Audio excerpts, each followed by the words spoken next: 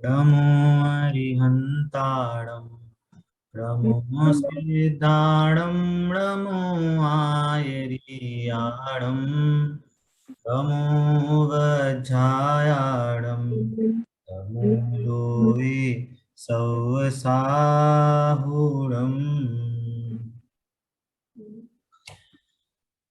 अभी हमारे 10 लक्षण व्रत खत्म हुए।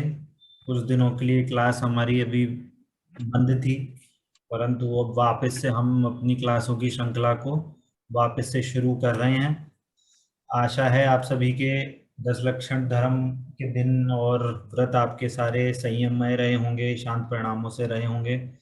बहुत लोगों ने धर्म सीखा होगा, धर्म के मायने अलग अलग सीखे होंगे, है ना। ऐसी आशा है। अब उसी को ही आगे बढ़ाते हुए हम अपनी जो चर्चा है, हमारा जो कोर्स है, हम उसको आगे बढ़ा रहे हैं। और हमारा आज नया चैप्टर शुरू हो रहा है जिसका नाम है जैन गृहस्थ के अष्टमूल गुण, है ना। तो शुरू होने से पहले मैं आप सभी से पूछूंगा कि आप इस चैप्टर को किन किन लोगों ने पढ़ लिया है, पढ़ा है, नहीं पढ़ा है? पढ़ लिया भैया। पढ़ लिया है। और किस किस ने पढ़ लिया है? सीमा जी, मधु जी, प्रतीक्षा जी, राधिका जी। मैंने होमवर्क दिया था। कितने हो गए हमारे? 10 दिन, 12 दिन हो गए। ऐसे टाइम नहीं मिला। चलिए, मधु जी आपने पढ़ लिया था चैप्टर ये? जय जिनेन्द्र भैया, कौन सा चैप्टर? थर्ड और फोर्थ वाला? अष्टमूल गुण, हाँ। थर्ड और फोर्थ वाला नहीं पढ़ा, नहीं सॉरी। पढ़ा? अच्छा। सॉरी भैया। एक्चुअली क्या, हमारे यहाँ ना व्रत खत्म होते हैं, फिर हमारे मंदिरों में सब जगह सामवेद होता है, रोज कलशारोहण होता है, तो वो रोज के मंदिरों में जाते हैं हम लोग अरे आधा तो टाइम। सुबह होता है, दोपहर से शाम तक तो टाइम मिलता है, ऐसे कैसे चलेगा? वो पढ़ लेंगे भैया जी, मैं पढ़ लूंगी। आज ही पढ़ लूंगी मैं। चलिए, आप ये चैप्टर पढ़ के रखिएगा। हाँ भैया जी पढ़ लिया था फोर्थ। कुछ लोगों ने, हाँ बोलिए बोलिए। अभी तक क्या था ना भैया जी, पहले पर्यूषण में लगे रहे, फिर मतलब थोड़ा सा ये एंजॉय शुरू हो गया 2 दिन के लिए मेरे चलिए वो। ठीक है, ठीक है, ठीक है, ठीक है। आप लोगों पे होमवर्क है ये वाला चैप्टर और उसके नेक्स्ट वाला चैप्टर। अब मैं ये नेक्स्ट 2 चैप्टर में आप सभी को होमवर्क दे रहा हूँ, है ना। ये चैप्टर के जो मैं आज, हमारे को सिर्फ डिस्कशन करना था, तो आज हम थोड़ा सा जल्दी जल्दी चलेंगे, है ना। अगर आपको नोट्स नहीं बनाने, नहीं बनाओ, कोई प्रॉब्लम नहीं है, मैं उसके नोट्स आपको हैंड रिटन आपको दूंगा। आज आप सिर्फ सुनिए और समझिए। कोई चीज नहीं समझ में आ रही है, आपको क्वेश्चन पूछना है। आप नोट्स नहीं भी बनाए तो कोई प्रॉब्लम नहीं है। वो एक बुक भी पहला नहीं पॉइंट, खोला। ठीक है। आपको डाउट पूरे क्लियर करने हैं, पहली बात। दूसरी बात, इसका नेक्स्ट चैप्टर है आपका, इसका नाम है इंद्रियां। ये भी बहुत इंपॉर्टेंट टॉपिक है। इसके लिए मैं आपको एक क्लास भेजूंगा, जो हमारे 10 लक्षणों के बीच में मैंने 1-2 क्लासेस भेजी थी। हो सकता है शायद से वो चैप्टर का से रिलेटेड एक क्लास थी कि इंद्रियों का काम कैसे होता है ना। हम ज्ञान इंद्रियों के माध्यम से कैसे जानता है और इंद्रियों का क्या क्या काम होता है। तो जो हमारी नेक्स्ट क्लास वेंसडे को होगी, उससे पहले आपको वो क्लास सुन के आनी है, ठीक है। वो क्लास आपको सुन के आनी है, और ये क्लास जी भैया। आपको मैं नोट्स भेजूंगा तो ये आपको क्लियर हो जाएगा। उस चैप्टर के बाद आपको क्लास भी सुन के आते हैं और चैप्टर की रीडिंग भी करके आनी है। ठीक है। तो फिर मैं सिर्फ क्लास की गो थ्रू लूंगा और आपको नोट्स भी शेयर करूंगा, और हम सिर्फ उसके हाईलाइट्स समझेंगे। फिर उसके बाद हमारा जो भी नेक्स्ट चैप्टर होगा उस पर हम उसकी डिटेल भी चर्चा करेंगे वैसे, ठीक है। पर्यूषण की कितनी क्लासेस सुननी है भैया? पर्यूषण की क्लास नहीं सुननी है, मैं एक लिंक भेजूंगा उस चैप्टर से रिलेटेड, तो वो आपको क्लास पूरी सुननी है। 1 घंटे या 50 मिनट की क्लास होगी मेरे हिसाब से, ठीक है। बहुत इंफॉर्मेटिव होगी, आपको हो सकता है नई नई चीजें भी आए। जो चीज नहीं समझ में आए कोई प्रॉब्लम नहीं है, आपको नोट डाउन करके रखना है कि क्या समझा रहे हैं। बहुत सरल भाषा में समझाएंगे कि इंद्रियां कैसे काम करती हैं, क्या होता है, कैसे जानते हैं। तो भी डाउट रहे तो आपको क्वेश्चन जरूर नोट डाउन करके रखने हैं उस क्लास के, ठीक है। चलिए, अब आगे बढ़ते हैं। तो हमारा चैप्टर है गृहस्थ के अष्टमूल गुण, ठीक है। तो गृहस्थों के अष्टमूल गुण, ये बात क्यों आ रही है? पहला क्वेश्चन ये है, गृहस्थ के अष्टमूल गुण ये हम क्यों कह रहे हैं, ये बात कहां से आई? क्वेश्चन वैलिड होगा नहीं? अब पहले, अच्छा पहले इससे पहले हम क्यों आए कि क्यों की बाद में आते हैं। ये अष्टमूल गुण क्या है? किसी को मीनिंग चैप्टर के लाइन से मीनिंग समझ में आता है? क्या मीनिंग है इनका? जो अष्टमूल हो जैन में, जैनियों में जो बेसिक होना ही चाहिए, मतलब हर हाल में होना चाहिए गुण। ठीक है, और बताइए। कि हमको ये अष्टमूल गुण गृहस्थ के होते हैं, गृहस्थ में रहते हुए हम इनका पालन करना चाहिए, जैसे मधु, मांस और हाँ, अभी डिटेल में नहीं जा रहे हैं, पर हमें इसका पहले मैंने मीनिंग पूछना है, क्या उनमें की जीव बात होते क्यों आ हैं, रही है? गृहस्थ जीव होते हैं, हम अपनी क्रिया तो में जो जीवों की हिंसा होती follow है, करते हैं, इसलिए इनको पानी नहीं सारना। करना चाहिए। हाँ, एक से नहीं, सीमा जी पहले पूरी बात कंप्लीट करिए, क्या बोल रहे थे आप? कि इसमें जीवों की हिंसा होती है, अनंत जीव होते हैं इनके ठीक है, अंदर, तो वो हमको नहीं करनी चाहिए, नहीं ठीक है, खाना ठीक है। हाँ, चाहिए। मधु जी आप क्या बोल रहे थे? जो हम क्रिया करते हैं अपने चौके में या अपने जीवन में, जो भी हम क्रियाएं करते हैं उन सब से रिलेटेड, जैसे हम बैठते हैं तो हम जगह देख के चल रहे हैं, बैठ रहे हैं, उठ रहे हैं, जैसे वो सारी चीजें हमारे जीवन में हमें धारण करनी चाहिए। अच्छा, इसलिए वो मूल। तो मतलब आपका एक कहने का मीनिंग ये हुआ कि जैसे प्रतीक्षा जी ने बोला कि जैनियों के गुण क्या होने चाहिए, जैनियों के जीवन में क्या क्या चीजें होनी चाहिए, लीस्ट टू लीस्ट, है ना, उसके बारे में बात चल रही है ना। जैसे आपने एग्जांपल भी बोल दिया, हिंसा नहीं करनी चाहिए, ये नहीं करना चाहिए, उठना चाहिए ढंग से, ये जीव दया का ऐसे ऐसे पालन करना चाहिए। ठीक है, सही बात बोल रहे हैं, पर बात मेरी एक इस पे ऊपर एक और क्वेश्चन है कि फिर अब ये बात आई कि गृहस्थ कौन होगा? गृहस्थ जो श्रावक होते हैं, हम जो श्रावक अपनी दैनिक जैन। अच्छा, अब इसमें ना थोड़ा ट्विस्ट है। ये हम जनरली ना अभी बात करते हैं कि जो हम अभी आज ही तक सुनते आ रहे हैं, है ना, मैं उसको मना ही नहीं कर रहा हूं, बट उसमें एक हिडन मैसेज था जो हम लोग इससे चूक जाते हैं।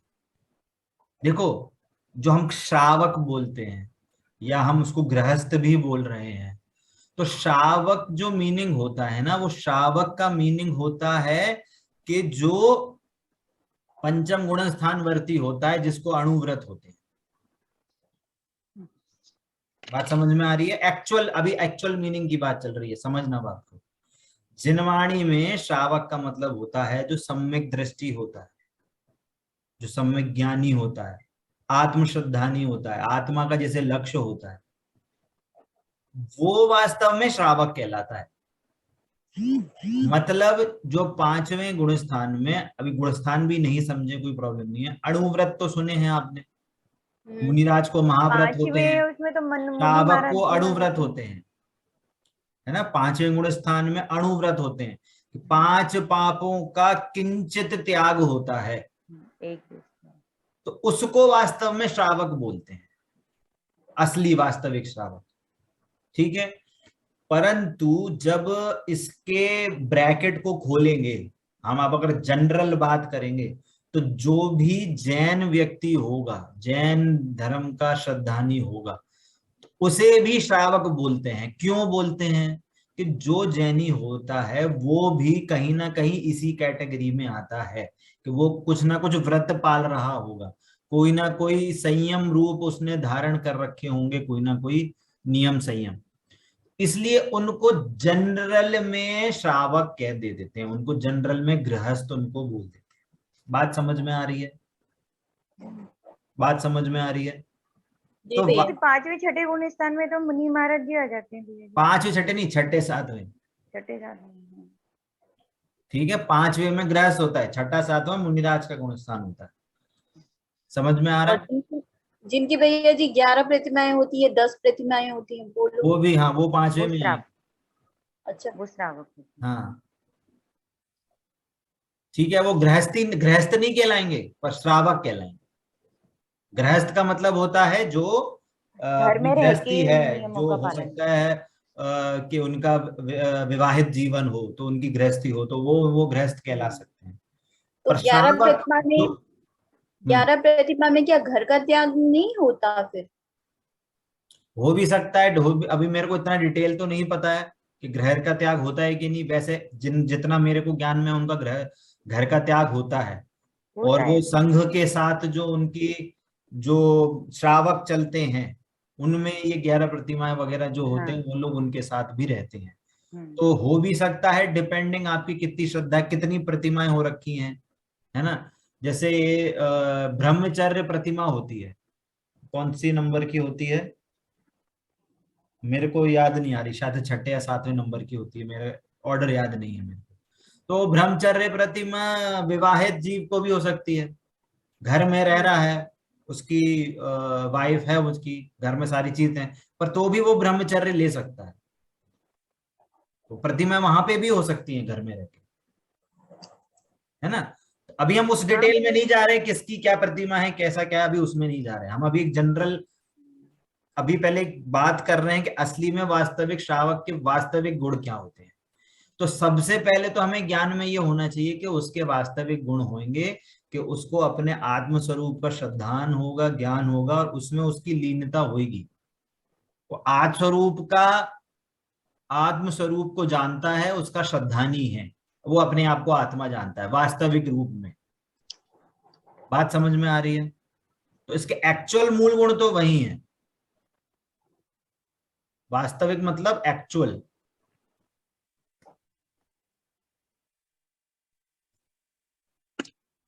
समझ में आ रहा है? एक्चुअल मूल गुण तो उसके रत्नत्रय हैं। क्लियर होता है सभी को ये? परंतु अब ये हिंसा नहीं करना, ये नहीं करना, ये वाली बात क्यों आ रही है फिर? जब हमने रत्नत्रय को एक्चुअल गुण कह दिया, तो ये इनकी बात क्यों आ रही है कि जो रत्नत्रय का भी धारी है, जो रत्नत्रय का धारी है, उसको भी तो जीवन यापन होगा उसका। वो भी तो जाएगा, उठेगा, बैठेगा, खाएगा, मंदिर जाएगा, सब चीजें करेगा कि नहीं करेगा।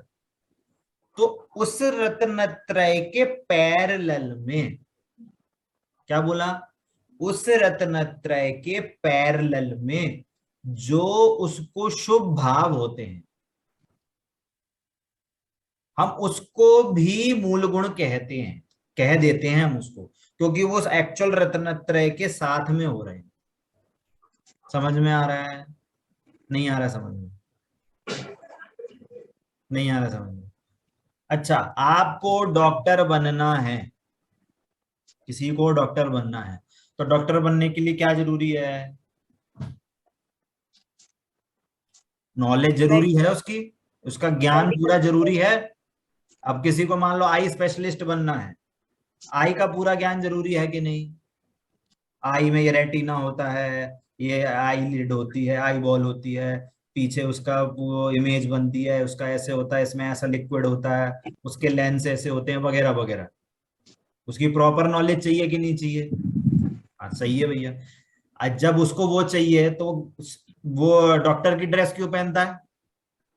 कुर्ते पजामे में ऑपरेशन क्यों नहीं करता? घर के कपड़े में ऑपरेशन क्यों नहीं कर सकता? कर सकता है कि नहीं कर सकता घर के कपड़े पहन के?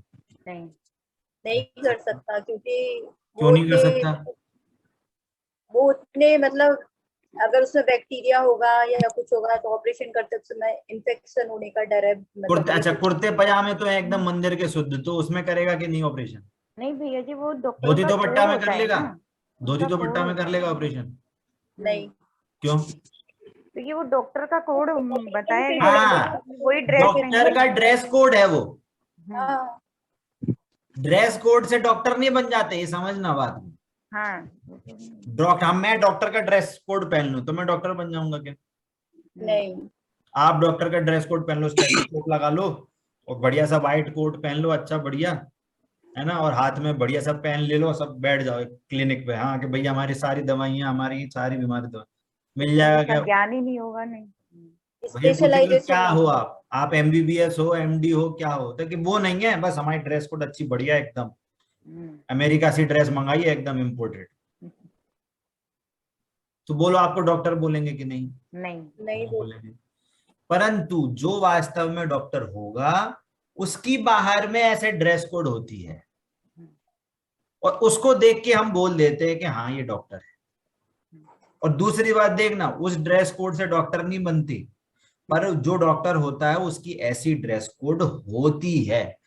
उस ज्ञान के साथ, उस डॉक्टर के ज्ञान के साथ बाहर में ऐसी चीजें होती हैं उसके पैरेलल में, इसलिए उसको भी डॉक्टर के श्रेणी में उसको गिनते हैं कि वो जरूरी है। ऐसे ही जिसको आत्म श्रद्धान होता है, जिसको आत्मज्ञान होता है, उसके पैरेलल में क्या बोला, आत्म साधना के सहकारी पैरेलल में ये भाव होते हैं, इसलिए इनको भी मूल गुण कह देते हैं। क्यों? अच्छा, अब इसको क्वेश्चन आया कि क्यों मूल कहते हैं, कि उसमें कि उन परिणामों में जो शुभ भाव हो रहे हैं उसमें क्या होगा कि जो हिंसा होती है, जिन परिणामों से शारीरिक स्वास्थ्य बिगड़ता है, शरीर में प्रमाद आता है, या किसी किसी कारणों से बुद्धि स्मरण किसी की नष्ट हो जाए, शरीर में व्रत नियम संयम लेने की योग्यता कम हो जाए, तो ऐसे पदार्थों का त्याग होता है उस जीव को। उसको ऐसा ज्ञान होता है इसलिए उन चीजों का त्याग करता है, इसलिए इसको उपचार से मूल गुण कह देते हैं। अच्छा भैया जी, एक पर्सनल क्वेश्चन भी पूछना था मुझे, इसी नॉलेज से मतलब रिलेटेड है जो आपने बोला कि मतलब शारीरिक क्षमता कम हो जाए। जैसे कोई व्रती है, जैसे कोई 5 प्रतिमाधारी है या 2 या 3 4, मतलब कितने भी प्रतिमाधारी। अभी देखो, अभी व्रती को मत गिनो, अभी आप ये समझो कि वो श्रावक है अभी। अब वो कितना है, 2 है, 5 है, 10 है, तो अभी उसको सबको एक ही कैटेगरी में गिन लो। वो भी है भैया जी, बट वो इतना पुण्य करता है, वो दिन रात मतलब स्वाध्याय, धर्म, ध्यान, मतलब पूजा पाठ, उसका दिन भर की क्रिया सिर्फ धर्म से रिलेटेड रहती है। वो अगर खाना भी खाएगा तो मतलब धर्म से रिलेटेड, क्रिया से रिलेटेड रहता है, ऐसा नहीं कि कुछ भी जैसे अपन ने 2 घंटे पहले के बाद, उसका तो बहुत नियम संयम से खाता है। जब वो इतना उसमें रहता है तो उसका पुण्य इतना क्यों नहीं रहता, फिर वो उसकी तबियत या शारीरिक क्षमता कम क्यों होती, बढ़ती क्यों नहीं है? मतलब क्या आपने लास्ट में क्या बोला, उससे क्या होना चाहिए? जैसे हम दिन भर धर्म के कार्य कर रहे हैं, हम इतना पूजा पाठ, इतना पुण्य कमा रहे हैं, जैसे जो भी हम कार्य करते हैं तो उससे पुण्य तो हमारा संचय होता ही है, पुण्य का कोटा तो बढ़ता ही है। बट उसकी ये देखा गया है ज्यादातर कि जैसे शारीरिक क्षमताएं जैसे धीरे धीरे कम होती जाती है, कोई भी इंसान हो वो मतलब उसका शरीर क्षीण होता ही है। तो ऐसा क्यों नहीं होता कि धर्म के उससे उसका वो बढ़ता ही जाए? मतलब जैसे आज वो 10 उपवास कर रहा है फिर वो 32 उपवास करने लगे, ऐसा क्यों नहीं? चलिए मैं शॉर्ट में आंसर दूंगा पर समझने की कोशिश करना। पहली बात तो ये है कि हर जीव अपनी आयु लेके आया है ना। जो भी जिस पर्याय में जाएगा, गति में जाएगा, जिस भी गति में जाए, नरक गति, देव गति, मनुष्य गति, त्रियंज गति, उसकी आयु वो उसके हिसाब से लेके ही आता है। किसी की 10 हो सकती है, 10 साल हो सकती है, किसी की 100 साल हो सकती है, किसी की करोड़ हो सकती है। आदिनाथ भगवान की 84 लाख पूर्व थी, महावीर भगवान की 72 साल थी। समझ में आ रही है बात? अब जो जैसी जिस प्रकार की आयु होगी उसके हिसाब से वो होगा। हो सकता है किसी को 30 साल में ही सफेद बाल आ जाएं, किसी को हो सकता है 50 साल तक सफेद बाल ही नहीं आए। तो ये पूरा क्या है, ये कर्म का नाटक है। पिछले तो पुण्य की संचय से ये कर्म नहीं अब आ रहा हूँ आपके उसके लाइन पे आ रहा हूँ, एक सेकंड होल्ड करना। ये पूरा कर्म का नाटक है कि ये आपका सफेद हो रहा है, शरीर जर्जर हो रहा है। आपको इतने सारे ऐसे जीवी मिल जाएंगे 90 साल के हो गए अभी भी एकदम बढ़िया, वो खेलते हैं, कूदते हैं, सब कुछ करते हैं। और ऐसे जीवी मिल जाएंगे जो 50 साल के अभी हुए हैं, वो उठ ही नहीं पा रहे, चल ही नहीं पा रहे, घूम ही नहीं पा रहे, होता ही नहीं होता। साहब के आई थिंक आप आसपास के जो जितने भी रिश्तेदार परिवार होंगे, आपको एक ना एक दो लोग तो ऐसे मिलेंगे, है ना। तो ये चीजें क्या है, ये सब कर्माधीन है। कर्माधीन है इसका मतलब क्या है कि जो पूर्व में जो कर्म बंधन किया था, पूर्व का, अभी का नहीं, पूर्व में जो कर्म बंधन था उसका उदय है।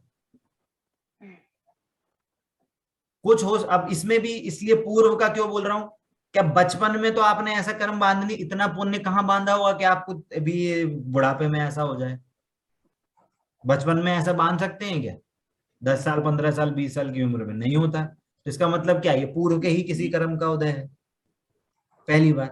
तो इसका तो आपको उत्तर मिलेगा कि किसकी योग्यता कम होती है ज्यादा होती है, ये आपके पूर्व के कर्मोदय के अनुसार है।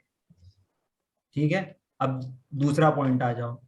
दूसरा पॉइंट ये है कि एक है ना लॉजिक है, ऐसे शास्त्र के अनुसार तो नहीं है बट एक वैलिड लॉजिक है और सब लोग इसको मानते हैं।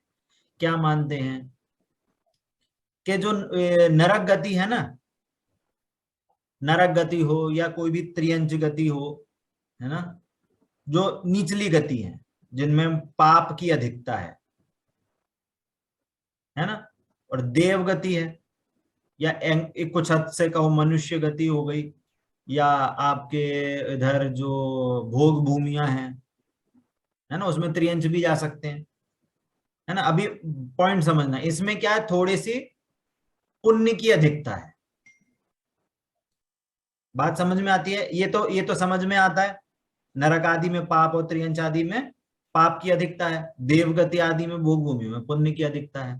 अब आप ये बताओ, मान लो किसी जीव ने, अभी एग्जाम्पल के तौर में है, किसी जीव ने मान लो 1000 कर्म बांधे, फॉर एग्जाम्पल किसी ने 1000 कर्म बांधे, और इसने मान लो 400 कर्म पाप के बांधे और 600 कर्म उसने पुण्य के बांधे।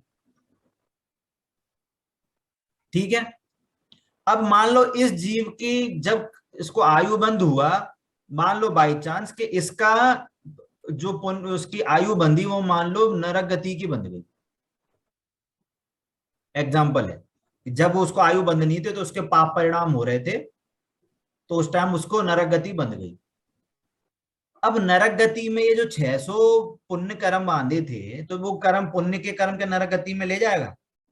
नरक गति में उसको ठंडी ठंडी हवा मिलेगी, नरक गति में उसको निरोगता मिल जाएगी, नरक गति में उसको घर परिवार बढ़िया गाड़ी बंगला कुछ खाना पीना मिल जाएगा क्या? नहीं मिलेगा।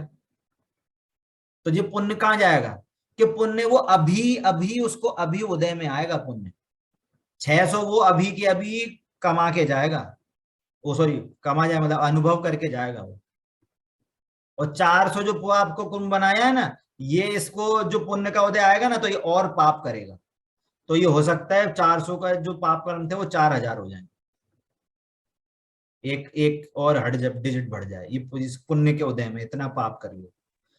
मतलब क्या है इसका कि ये वो पुण्य यही उदय करके जाएगा और इसको पाप में जाएगा तो नरक चला जाएगा। तो जो अपन देखते हैं इन जनरल कि मान लो कोई सेलिब्रिटी है, कोई मान लो कोई भ्रष्ट नेता है, भ्रष्ट आदमी है जो ऐसे ऊटपटांग काम करते हैं, या कोई गुंडे हैं या आजकल के, तो इनको इतने पुण्य के उदय क्यों दिख रहे हैं कि भैया आपकी आगे आगामी गति पाप वाली है, तो अभी जो आपने पुण्य पूरा जो संचित पुण्य है ना वो अभी के अभी कमा के अभी के अभी भोग के जाओगे आप। अब मान लो यही जीव अगर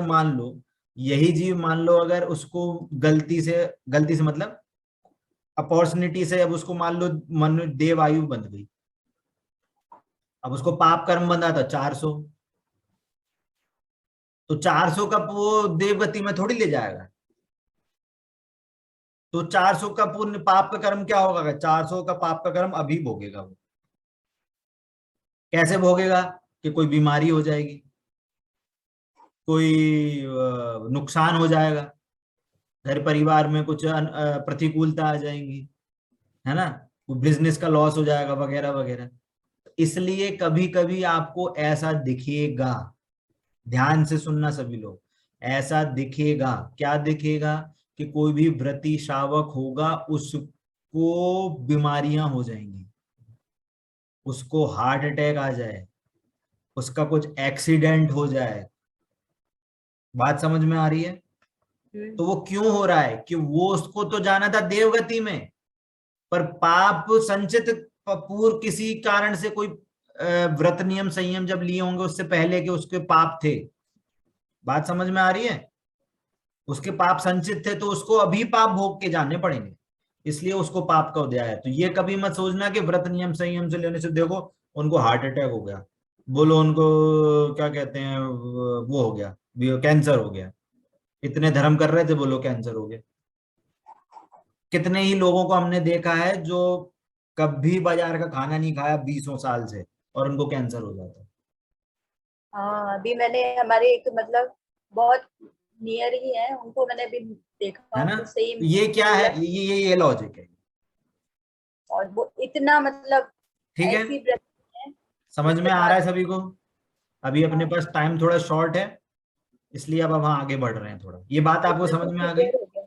ठीक है, क्लियर अब हो गया। समझना कि जो हम ये बात कर रहे हैं अष्टमूल गुण का, ये क्यों बात कर रहे हैं कि जिसके कारण से जो धर्म शावक जीव है ना, वो हिंसा को नहीं चाहता, हिंसा कर्म करना चाहता है, शारीरिक स्वास्थ्य नहीं बिगाड़ना चाहता, ऐसे काम नहीं करना चाहता जिससे शरीर में बीमारियां हो। शरीर क्योंकि देखो, शरीर अगर स्वस्थ नहीं रहेगा तो वो आत्म साधना करने में असमर्थ हो जाएगा। उसको बार बार खांसी जुकाम हो, उसको जल्दी जल्दी बुखार आने लगे, या उसके ऐसे कुछ खाना पीने से उसको मान लो जल्दी आलस आता है, नींद ज्यादा आती है, तो वो जो श्रावक है ना, तो वो ऐसी चीज नहीं करेगा जिससे उसको ऐसे परेशानी हो। खाना पीना कम कर देगा जिससे कि उसको नींद नहीं आए, ऐसी चीजें नहीं खाएगा जिससे कि बुद्धि स्मरण शक्ति कम हो, ऐसी चीजें खाएगा जिससे कि वो शरीर की स्वस्थता बढ़े। ठीक है, तो इन्हीं के कारण इनको मूल गुण कहा जाता है। क्यों? क्योंकि वो पैरेलल समरत्नत्रय के पैरेलल में रहते हैं और आत्म साधना में उपचार से सहयोगी रहते हैं, सहयोग करते हैं आत्म साधना। समझ में आ रही है बात? क्लियर होता है सभी को? ठीक है, अभी बीच में हो सकता है अगर क्लास एंड हो तो आप वापस से ज्वाइन करिएगा, है ना, बीच में अगर एंड हो जाएगी तो। ठीक है, अब जो 8 मूल गुण हैं उनके 3 प्रकार से डेफिनेशन आती है। अभी जो हमारी पुस्तक है उसमें 3rd पॉइंट को हाईलाइट किया है, बात समझना, उसका भी मैं रीजन बताऊंगा, है ना। बट आपको इन 3 हर जगह पर अलग अलग जगह अलग अलग डेफिनेशन मिलेंगी, तो उसका लॉजिक आपको पता होना चाहिए। बात समझ में आ रही है? 8 जो नंबर आ रहा है, 8 जो नंबर आ रहा है उसकी कैलकुलेशन कैसे कैसे हो रही है उसका लॉजिक मैं आपको बता रहा हूं। ठीक है, तो पहला पॉइंट है कि मद्य मांस और मधु का त्याग। मद्य मतलब शराब आदि का त्याग हो, मांस का त्याग, है ना, 2 इंद्रिय से 5 इंद्रिय जीवों का घात जिसमें ना हो ऐसे चीजों का सेवन करना। ठीक है, मधु का त्याग मतलब शहद का त्याग, है ना। ये 3 1 2 3 3 ये हो गए। और पंच उदंबर फलों का त्याग, है ना। पंच उदंबर फल मतलब क्या क्या होते हैं? बरगद का फल, पीपल का फल, पाकर, ऊमर, कठूमर। कठूमर मतलब अंजीर, इन फलों का त्याग। ठीक है, अभी मैं कैलकुलेशन बता रहा हूँ, रीजन मैं आपको बताऊंगा इसका मीनिंग क्या क्या है। ये पहली कैलकुलेशन हुई। दूसरी कैलकुलेशन क्या है कि मध्य मास मधु का त्याग तो कॉमन है। उसके बाद बोला है कि पंच अणुव्रत रूप पंच पापों का त्याग। 5 अणुव्रत जब लेते हैं तो 5 जो पाप हुए उनका जो किंचित किंचित आपने थोड़ा बहुत जो त्याग करा, ये इन 3 + 5 ये आपके 8 मूल गुण हुए। क्लियर होता है सभी को? अभी क्यों है इसकी मैं आपको रीजन समझाऊंगा। तीसरा क्या क्या है कि मध्यमास मधु का त्याग ये कॉमन हो गया। पंच उदंबर फल का त्याग इसको एक ही में गिन रहे हैं, ये 5 नहीं गिन रहे हैं, ये एक ही में गिन रहे हैं। और क्या है? रात्रि भोजन का त्याग, बिना छला जल का सेवन का त्याग, देव दर्शन, है ना, इसमें आप ऐड करो नित्य देव दर्शन, है ना, नित्य देव दर्शन की प्रतिज्ञा और जीव दया, है ना।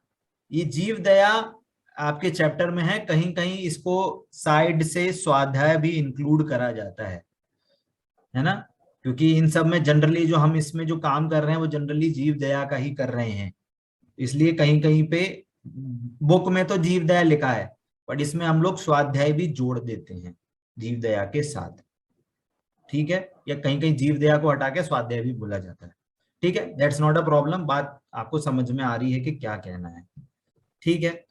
अब यहाँ पे पॉइंट आया कि ये 3 अलग अलग डेफिनेशन आचार्यों ने क्यों कही, एक ही बात बतानी थी ना, ये 3 अलग अलग डेफिनेशन क्यों आ रही हैं।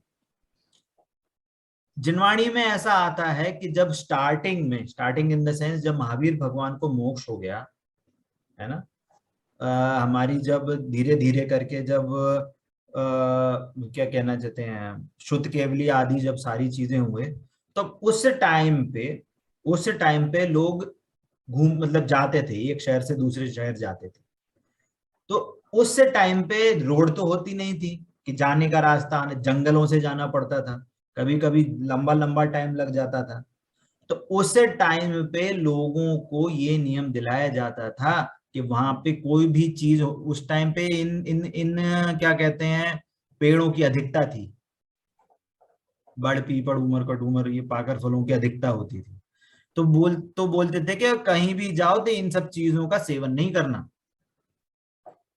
अब जा रहे हैं बिजनेस के लिए, जा रहे हैं एक शहर से दूसरे शहर जा रहे हैं, भोजन अपना ले लिया पर भोजन खत्म हो गया, तो अब क्या करें, तो एटलीस्ट इन चीजों का त्याग करके जाना। इसलिए अर्ली टाइम्स जो होती थी, अर्ली मतलब स्टार्टिंग में कह लो कि आज से लगभग 100 से भी 1500 साल पहले,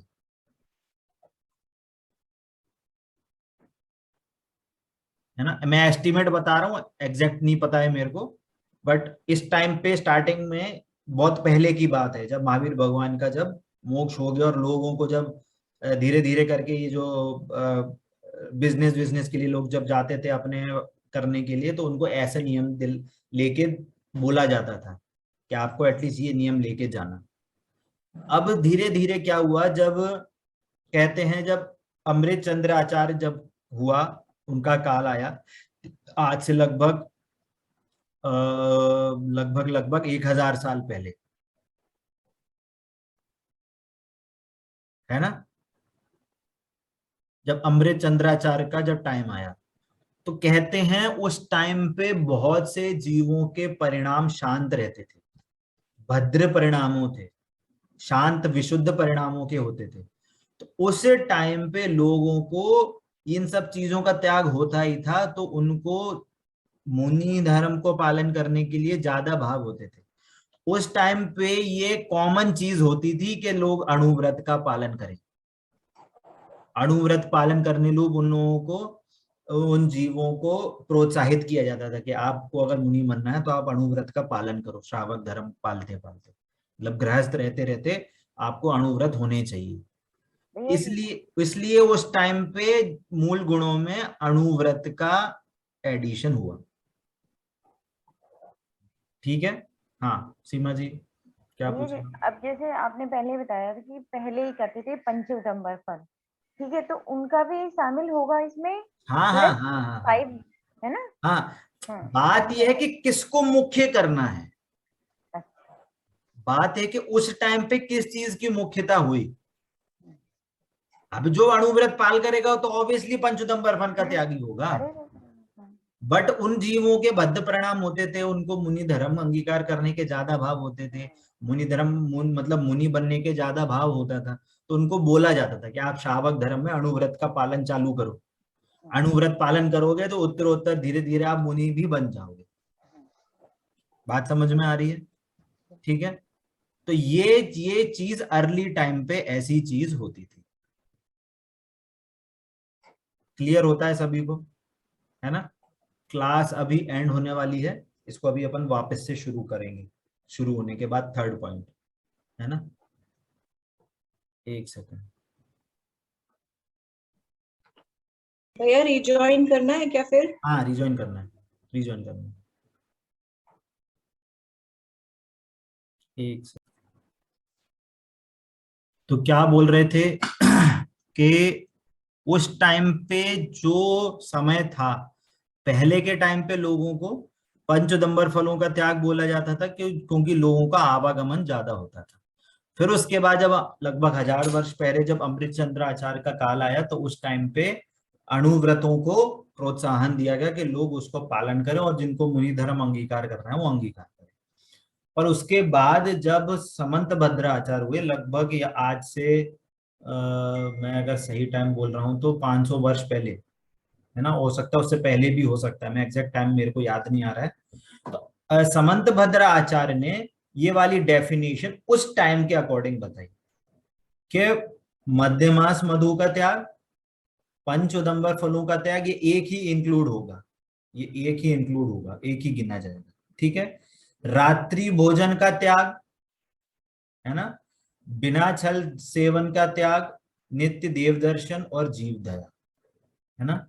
कि ये क्यों कह रहे हैं कि उस टाइम पे बहुत से जैनियों को कन्वर्जन होता था, लोगों को जैन धर्म में श्रद्धा डिग नहीं पाती थी, तो लोगों को एटलीस्ट ये सारी चीजों का उनको नियम दिलाया जाता था, एटलीस्ट आप हिंसा कम से कम करो, क्योंकि उस टाइम पे अन्य धर्मों का जो पालन था वो तेजी से बढ़ रहा था। तो जैनियों को एटलीस्ट जो एक डिस्टिंग्विश करने का जो तरीका हो कि वो नित्य देव दर्शन करे, देव दर्शन में जाए, बिना छाना जल का सेवन ना करे, रात्रि भोजन नहीं करे, जीव दया का पालन करे, है ना, हर किसी जीव को उस पे दया आए। स्वाध्याय भी उस टाइम नहीं था, बट हम आज के परिप्रेक्ष्य में इसको स्वाध्याय गिन रहे हैं, है ना, आज के टाइम के अनुसार हम इसको स्वाध्याय भी इंक्लूड कर रहे हैं, है ना, ऐसा। तो ये चीज अभी के हिसाब से है, ये करंट सिचुएशन के हिसाब से, ठीक है। अब अगर कोई बोले, क्या बोले कि अष्टमूल गुण का त्याग मतलब मध्यमास मधु का त्याग और पंचोदंबर फलों का त्याग, आज के डेट में ये डेफिनेशन वैलिड नहीं कहलाई जाएगी। बात समझ में आ रही है? आज के टाइम पे ये वैलिड नहीं कहलाई जाएगी कि लोग तो मंदिर आना बंद कर देंगे, रात्रि भोजन उनका हट जाएगा, है ना, बिना छल की जो प्रैक्टिस है वो छूट जाएगी। तो आप ज्ञानी वृत्तियों को कैसे आहार कराओगे? ज्ञानी वृत्तियों को घर पे कैसे बुलाओगे? धर्म को कैसे जानोगे? आजकल के जितने भी मेट्रोपॉलिटन सिटी हैं उनमें तो ये पंचोदंबर फल तो आता ही नहीं है। वेज नॉन वेज क्या होता है उनको थोड़ा बहुत तो ज्ञान है ही है, शराब का भी ज्ञान है, शहद नहीं पीना है तो बस घर में शहद नहीं आएगा, हो गया भैया जैनी के 8 मूल गुणों में। आज के डेट में ये वैलिड नहीं है डेफिनेशन, क्योंकि आज के डेट में हमको सारी चीजें उपलब्ध हैं। क्या चीज पंचोदंबर फल क्या है, कैसा क्या है, बहुत से लोगों ने तो पेड़ भी नहीं देखे होंगे कि क्या होते हैं, कुछ बहुत से तो मैंने ही नहीं देखे। बड़ पीपल तो कभी कभी गांव में जाते हैं तो दिख जाते हैं, शहरों में तो वो भी नहीं दिखते। अंजीर देखा था भैया, ना अंजीर दिखता है, आजकल लोग दूसरे धर्म वाले अंजीर खाते हैं, पर उसमें भी बहुत दोष है ना।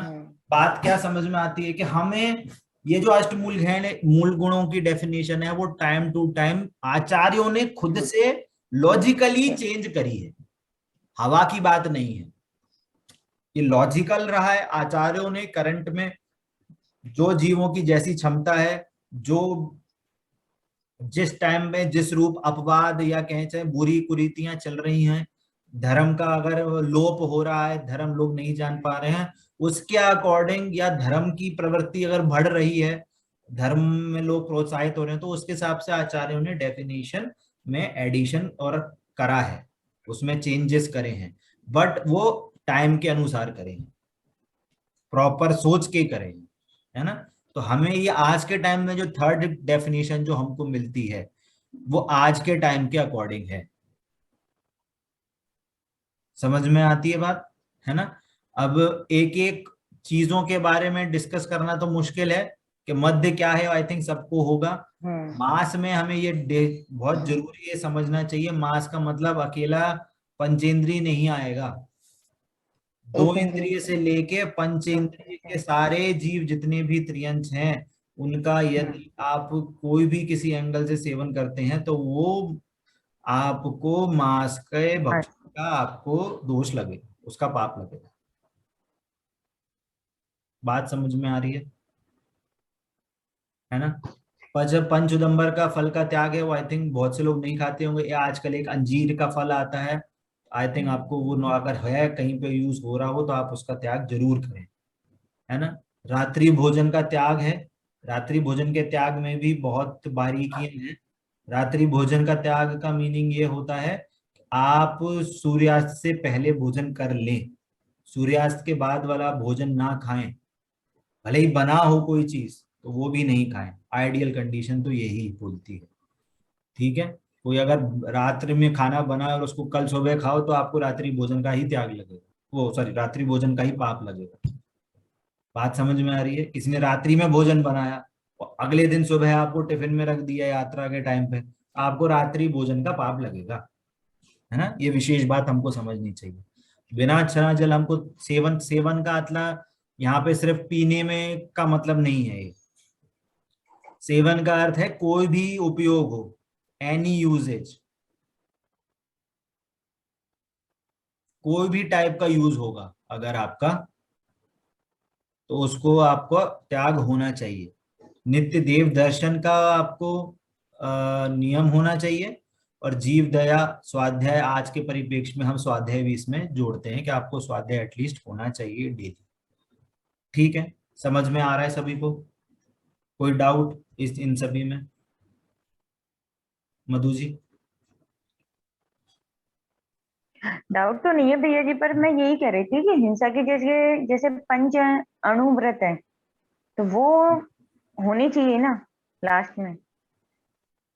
भैया बोल रहा हूँ ये डिपेंड करता है, ये आज के परिप्रेक्ष्य में अणुव्रत बहुत रेयर कंडीशन है, हर किसी को अणुव्रत के लिए आप बाध्य नहीं कर सकते।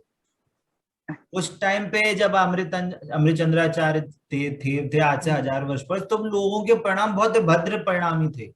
उस टाइम पे लोग जल्दी जल्दी मुनि धर्म को बहुत इजीली पालन कर लेते थे, मुनि धर्म जल्दी जल्दी अंगीकार कर लेते थे। उस टाइम मुनिराजों की संख्या ज्यादा थी, जैन धर्म बहुत अच्छे स्तर पे था।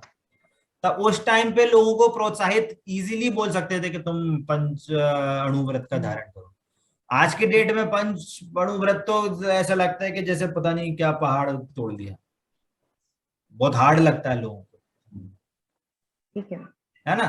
बट आज के डेट में क्या परिप्रेक्ष्य है, आज की डेट में क्या प्रॉब्लम्स हैं, आज की डेट में हम धर्म का पालन इजीली सबसे पहले कैसे कर सकते हैं, उसका हमें ज्ञान होना चाहिए। भैया जी ये तो आपने बता दिया, लेकिन है ना जैसे अगर कोई क्वेश्चन पूछता है कि पंच अष्टमूल गुण, तो उसमें तो फिर हम यही बताते हैं कि 3 मकार और 5 दंबर फलों का ज्ञान। यही तो बोल रहा हूँ, ये पहली डेफिनेशन से आज से लगभग 1500-2000 वर्ष पुरानी डेफिनेशन है ये। आज की परिप्रेक्ष्य में नहीं लग पाएगी ये डेफिनेशन। डेफिनेशन गलत नहीं है, मैं ये नहीं बोल रहा, डेफिनेशन तो सही है, पर आज के टाइम के अकॉर्डिंग नहीं है। हाँ, ये मैंने आज ही सुना है आपसे। समझ में आ रही है बात? डेफिनेशन गलत नहीं है, डेफिनेशन आप सही बोल रहे हो, पर आज के अनुसार आप इस डेफिनेशन को लागू नहीं कर सकते, क्योंकि ऐसे तो लोग मंदिर ही नहीं आएंगे, ऐसे तो लोग छना जली नहीं पिएंगे, ऐसे तो आप रात्रि भोजन वाले को भी आप जैनी बोलोगे, तो ये सही थोड़ी है ना? और कोई क्वेश्चन? मधु जी आप कुछ पूछना चाह रहे हो? जैसे भैया जी मैंने देखा है कि कुछ श्रावक जो होते हैं वो ठंडा पानी छूते ही नहीं है, मतलब वो हर चीज में सासू पानी, मतलब हल्का सा ऐसा पानी लेते हैं चाहे वो कुछ भी क्रिया करें। तो जो जैसे उन्होंने इतना पानी तबेले में गर्म करा, तो वो उतना पानी गर्म करा, तो उतनी देर जो पानी गर्म हुआ उसमें भी तो जीव हिंसा हुई ना। तो इससे बेटर ये नहीं हुआ कि हम उतना पानी छान के यूज कर लें? क्या छान के तो फासू करेंगे, मैं ये नहीं कह रही कि वो बिना छना फासू करते हैं, बट हम वो फासू करने के बजाय अगर छान के यूज कर लें, जो लोग इतना पानी गर्म करके फिर वो मतलब यूज करेंगे, तो छना हुआ कर लें तो उतनी जीव हिंसा, गर्म करने में जो हुई, गैस जली और गर्म हुआ, उसमें भी जीव तो पूरी तरह से तो छन नहीं जाते। ये मेरा डाउट है। हाँ, देखो इसमें क्या है, देखो इसमें क्या है, बहुत सारे एंगल हैं समझने के लिए। आपका डाउट वैलिड है, बट इसको समझने की आप कोशिश करना। पहली बात तो क्या है कि अगर आप पानी छान रहे हैं, है ना, पानी छान रहे हैं, तो पहले तो आपकी विधि प्रॉपर होनी चाहिए। कैसा छन्ना होना चाहिए, आपकी बिलछानी है तो बिलछानी कहाँ हो रही है, वो प्रॉपर होनी चाहिए। ठीक है, एक चीज तो ये हुई, पहली बात। दूसरी बात, मान लो आपने पानी छाना, है ना, अगर आपने पानी छाना तो उसका जो पानी छानने की विधि है उसमें भी हिंसा है, क्योंकि आप बिलछन करोगे, ये करोगे, उसमें भी पानी पानी जो गए जीव गए, वो कितने जीव कपड़े में रहे नहीं रहे, बाकी गए नहीं गए, आपने सूखने में डाला तो वो भी जीवों की हिंसा है उसमें, पहली बात। दूसरी बात, पानी जब छनता है तो उसकी 48 मिनट, मैक्सिमम 48 मिनट की है, आधे घंटे के अंदर अंदर भी वो अनछना हो सकता है। तो आप हर 48 मिनट में बार बार तो छानने नहीं बैठोगे, 48 मिनट में आपका छन्ना ही नहीं सूखेगा, सूखे छन्ने से आपको वापस थोड़ी छानोगे।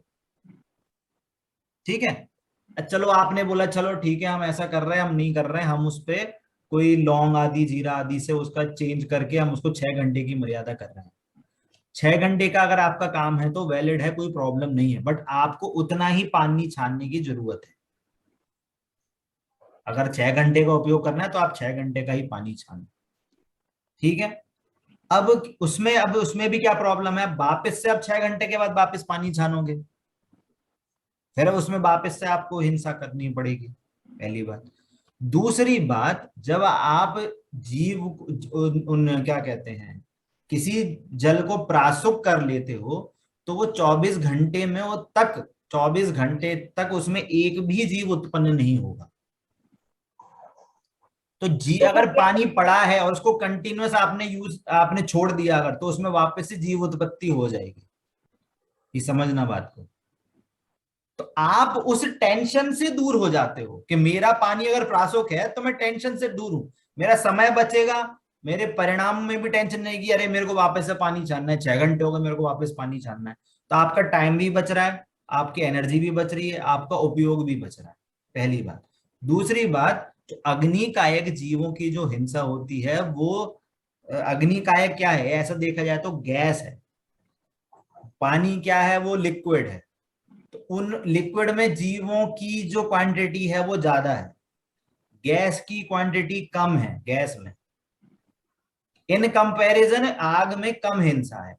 अगर जीव में जल में अगर जीव उत्पन्न हुए हैं, अगर आग आग जल रही है तो कंपेरेटिवली, पर दोनों में हिंसा है, कोई मना नहीं कर रहा है। इसलिए जितने भी श्रावक होते हैं वो एक बार पानी छान के उसमें भी उपयोगी ध्यान रखना है। ऐसा नहीं है आपको अगर एक, मान लो भगोनी की, मान लो 10 लीटर की जरूरत है, 15 लीटर छान के उबाल लो और 5 लीटर आप वेस्ट करो, वो भी गलत बात है। तो उसमें फिर आपको एक्स्ट्रा आग जलाने की जरूरत पड़ेगी। तो जितना जरूरी है उतना ही प्रासुक जल करें और उतने का ही उपयोग करें। समझ में आ रही है बात? हुआ आपका ये क्वेश्चन आंसर सॉल्व हुआ? एक एक बार रिपीट कीजिए कि 24 घंटे कैसे प्रासुक रख सकते हैं जल को? उबाल लो आप, पानी हम्म। छान के उसको 48 मिनट, मतलब जैसे ही पानी छानो वैसे ही आप उसको गर्म कर लो, उबाल लो। हम्म। आपकी 24 घंटे की मर्यादा हो गई। वो मर्यादा कब से कहलाएगी, जब से पानी छाना, उबाला नहीं, जब से पानी छाना है। और मान लो आपने 10 बजे पानी छाना सुबह, और आपने पानी उबालने रखा तो 10:30 पे जाके उबला हो, पर तो 10:30 बजे से मर्यादा नहीं गिनोगे आप, 10 बजे से मर्यादा गिनोगे। बात समझ में आ रही है? मधु जी कुछ आंसर मिला, नहीं मिला? हाँ मिला भैया जी, पर मैं सिर्फ इतना कि मतलब अग्नि जलाने पे और छान करके गर्म करने में मतलब उसमें कम हिंसा है उससे, कि हम जो हर 45 मिनट में जो पानी छान रहे हैं मतलब उसमें ज्यादा हिंसा है। उसमें हिंसा, देखो हिंसा के साथ साथ आपका टाइम भी तो वेस्ट हो रहा है। टाइम वेस्ट होता है, आपकी एनर्जी वेस्ट हो रही है। उतने देर आप 15-20 मिनट, आधा घंटा, जितना भी आपको टाइम लगेगा पानी छानने में, उससे बेटर है आप कहीं सही जगह यूज करो। जो शावक होते हैं वो अपना टाइम गृहस्थी के कार्यों में जल्दी से जल्दी खत्म करने के लिए लगाते हैं काम, कि उनका काम कम, एनर्जी कम लगे, ऐसे कामों में जल्दी से जल्दी वो काम हो जाए। इसलिए वो पानी उबाल के रख देते हैं, वो निश्चिंत हो जाते हैं कि ठीक है, पानी का उपयोग हमने कर लिया, पानी छान लिया, पानी को काम में ले लिया, अब हमें टेंशन फ्री हैं हम पानी के किसी भी प्रयोग से। लेकिन भैया जी पानी उबालते हैं तो जीव हिंसा तो होती ही है। किसमें? पानी उबालने में हाँ, उबलता तो है जब पानी पानी के उबालने में क्यों अंदर होगी? तो पानी जीव। छान लिया, पानी छान लिया, वो तो पानी छानने के बाद तो अभी जीव रहे थे वो। पानी में जितनी हिंसा होगी वो आग में होगी, बस जितनी होगी वो, ऐसे समझो आप। बशर्ते आपकी प्रोसेस प्रॉपर हो, छन्ना हो प्रॉपर, छन्ना हो, आपने प्रॉपर तरीके से पानी छाना हो, तो वो जीव रहित है वो अभी 48 मिनट के अंदर अंदर, अगर आप उसको उबाल लेंगे। ठीक है, क्लियर होता है सभी को, है ना? अब यहाँ पे एक लास्ट क्वेश्चन जो यहाँ पे उठता है कि जैसे स्टार्टिंग में हमने बोला कि जैसे वो ड्रेस कोड है, वो ड्रेस कोड से हम डॉक्टर नहीं बन जाते, वैसे ही यहाँ पे क्वेश्चन उठता है तो क्या हम त्याग कर लें तो हम श्रावक बन जाएंगे क्या? है ना? तो जिनवाणी बोलती है नहीं, त्याग करने से आप सम्यक दृष्टि नहीं बनोगे, त्याग करने के कारण आपको रत्नत्रय प्रकट नहीं हो जाएंगे, परंतु उससे आपको कुछ फायदे होते हैं। क्या फायदे होते हैं? कि उन अष्टमूल गुणों का पालन करने से आपके जीवन में, आपके कहना चाहिए ज्ञान में एक पात्रता डेवलप होती है। क्या बोला? एक आप में एबिलिटी आ जाती है, आपकी पात्रता आप में डेवलप होती है, आप धर्म में आगे बढ़ सकते हो। कैसे हो सकते हैं? उसके मीनिंग क्या है? पात्रता कैसे बढ़ेगी? कि यदि आप हिंसा आदि कामों में नहीं लगोगे जिससे आपसे हिंसा हो, तो इसका मीनिंग यह है आप उनका त्याग करने से आपके राग आदि परिणाम जो हैं, कषाय रूप परिणाम है, या कहें जो आपके मन में क्रूरता है, वो परिणाम शांत हो जाते हैं। कहना चाहिए आपके परिणाम विशुद्ध हो जाते हैं, उनकी विशुद्धता बढ़ जाती है, पाप परिणाम घट जाते हैं, पुण्य परिणाम बढ़ जाते हैं, शुद्ध विशुद्ध परिणाम बढ़ जाते हैं। तो उससे धर्म के समझने की पात्रता प्रकट होती है। फॉर एग्जाम्पल देखो, जो जीव, एग्जाम्पल है ना, जो जीव शराब पीता है वो धर्म समझ नहीं सकता, एबिलिटी नहीं है उसमें, क्योंकि उसमें परिणामों की तीव्रता है। जो अगर शराब पिएगा उसको मंदिर सुबह का होश ही नहीं रहेगा, वो ये कहाँ है, ना वो मंदिर आ पाएगा, ना ढंग से कंसंट्रेट कर पाएगा, ना उसमें एबिलिटी होगी सोचने की। ऐसी चीजों से उसमें योग्यता प्रकट नहीं होती। जो गरिष्ठ खाना खाते हैं, है ना, जो गरिष्ठ खाना खाते हैं, बाजार का खाना खाएंगे, उनमें प्रमाद ज्यादा होगा। मंदिर आके वो जनरली आपने देखा होगा, बहुत से लोग होते हैं, स्वाध्याय कभी आपके मंदिरों में कुछ चलती हो, क्लास चलती हो, जनरली सो जाएंगे, चलते चलते बैठे तो रहेंगे, बैठना तो है, स्वाध्याय तो सुनना है, पर उनको आलस आता है कि हमें नींद आती है बहुत, मतलब उनके जीवन में अभी वो योग्यता प्रकट नहीं हुई, है ना? और दूसरी चीज, तीसरी चीज ये हो गई। दूसरी चीज क्या है? तीसरी चीज क्या है? कि यदि आप इन पापों का त्याग करते हो तो आप पापों से बचते हो, फालतू, अनर्गल मतलब फालतू के पापों से बचते हो, जो अननेसेसरी पाप हमसे हो जाते हैं। जैसे कि आपने, जैसे मधु जी ने बोला कि हमारे खाने पीने में जो चीजें होती हैं वो हमारे मूल गुणों में आता है। सही बात बोली कि हमारे में क्या खाना पीना चाहिए, कैसी मर्यादा की चीजों में खाना चाहिए, हमारे दाल चावल आटा जो भी चीजें हैं जो हम बनाते हैं उसमें कितनी मर्यादा है, नमक की कितनी मर्यादा है, मसालों की कितनी मर्यादा है।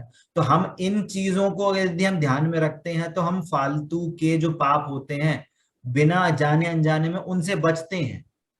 उससे फायदा क्या होता है कि हमारे जीवन व्यवस्थित होता है, हमारी थॉट प्रोसेस व्यवस्थित हो जाती है, आगम अनुसार हमारी थॉट प्रोसेस हो जाती है। तो यदि कोई चीज धर्म समझना चाहेगा तो उसको ऑलरेडी, मतलब कहते हैं ना कि अगर कोई किसान हो और उसको खेती करनी हो और उसको पहले से ही जोती जोताई भूमि मिल जाए तो उसको सोने पे सुहागा होता है।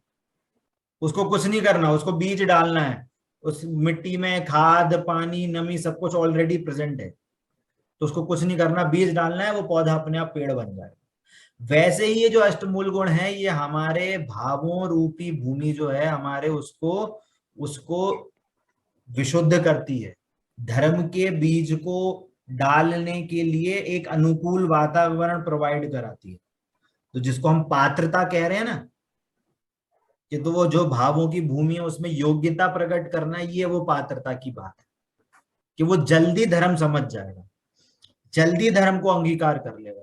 जिनवाणी में अगर कोई बात कही है तो उसको जल्दी एक्सेप्ट कर लेगा, उसको जल्दी एक्सेप्ट कर लेगा, मतलब जल्दी समझ में आएंगी उनको। बात समझ में आ रही है? तो ये यहाँ का इसका मीनिंग, इस चैप्टर का मीनिंग ये है। ठीक है, हमारे हमारे को अष्टमूल गुण होने चाहिए, और किस रीजन से होने चाहिए कि हमारे को अपने जीवन में विशुद्धता आए, हमारे परिणामों में विशुद्धता आए, जिससे कि हमारे थॉट प्रोसेस है, देखो हमारे को, हमें क्रिया नहीं सुधारनी, बात समझना ये बहुत इंपॉर्टेंट है। हमें क्रिया नहीं सुधारनी, हमें शरीर की क्रिया नहीं सुधारनी है। हमारा बोलेंगे हम शरीर की क्रिया सुधारने को, पर हमारा एम क्या रहेगा? एम रहेगा कि हमारे परिणाम सुधरे, हमारी थॉट प्रोसेस चेंज हो। हमें आपको 5 मकारों के से त्याग से हमें आपको कुछ फायदा नहीं दिलवाना है कि आपकी बॉडी में कुछ ऐसा नहीं हो जाए, बीमारी नहीं हो जाए, मांस से ये हो जाता है, मांस के मधु से ये हो जाता है, हमें उससे नहीं करवाना आपको कुछ फायदा। हमें आपको फायदा दिलवाना है कि आपके थॉट प्रोसेस में ये चेंज हो कि हाँ, जिसमें हिंसा होती है हमें उसको यूज नहीं करना, हम दूसरे किसी जीव का घात नहीं करेंगे। हम अपने आप को जब भगवान देख रहे हैं तो सामने वाले जीव को भी भगवान देखेंगे। तो हमें इस थॉट प्रोसेस को आपको चेंज कराना है ना। इसलिए जो जितने भी सारे नियम हैं उनमें सब में थॉट प्रोसेस, आपकी सोचने की क्षमता को चेंज करना है, उसमें एक क्षमता उत्पन्न करनी है, उसके लिए ये नियम संयम है। बात समझ में आ रही है? क्लियर होता है सभी को? अभी कोई डाउट? हाँ भैया। कोई डाउट, कोई क्वेश्चन? ठीक है, तो हमारा ये चैप्टर यहीं खत्म होता है ना। इसके नोट्स मैं आपको शेयर करूंगा, आप इसके नोट्स से देख के आप अपने भी नोट्स बनाएं। आपको कोई चीज एक्स्ट्रा समझ में आई तो आप वो भी समझिए, अगर आपको वापस से क्लास सुननी है तो वापस से क्लास भी सुन सकते हैं। ठीक है, चलिए। जिनवाणी के ज्ञान से सूझे लोकालोक, सो वाणी मस्तक नमो सदा देखूं। बोलिए द्वादशांगमयी जिनवाणी माता की जय हो, जय हो, जय हो। अहिंसामय जैन धर्म की जय हो, जय हो। जय जिनेन्द्र सभी को। जय जिनेन्द्र भैया जी, जय जिनेन्द्र सभी को। जय